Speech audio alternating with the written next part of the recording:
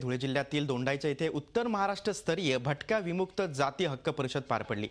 यावेळी बोलताना ग्रामविकास मंत्री पंकजा मुंडे यांनी काँग्रेस आणि राष्ट्रवादीवर जोरदार टीका केली। राष्ट्रवादीचे नेते धनंजय मुंडे यांनाही नाव न घेता टोला लगावला। तर राष्ट्रीय समाज पक्षाचे महादेव जानकर यांनी धनगर आरक्षणाच्या मुद्द्यावरून सरकारला सत्तेतून खाली खेचण्याचा इशारा देत घरचा आहेर दिला।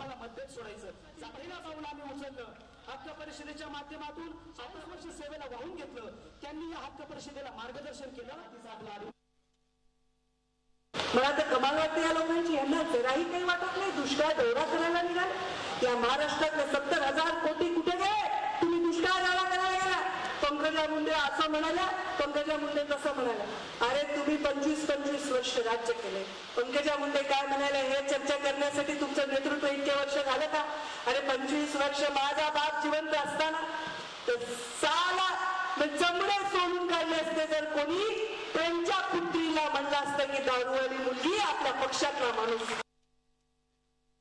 सरकार कधी हादराल? तुम्ही भीक मागचाल तर ही मंडळी देणार नाही। लाच घालायची ताकद ठेवा तुम्हाला। अरे काय बांगदेशे भीक मिळते, हक नाही मिळत। 67 वर्षात जर आमच्या समाजाला न्याय मिळत नसाल तर भीक कशाला मागता? तुमचं अभिनंदन, मागच्या महिन्यात तुम्ही सरकार उचलला। इदाते साहेब आमच्या बहिणीला विनंती आहे, लवकर जागे व्हा। नाही जागे झाला तर तुमची बारामती करायला आम्हाला वेळ लागणार नाही, मी सांगू। झी 24 तास रहा एक पाऊल पुढे।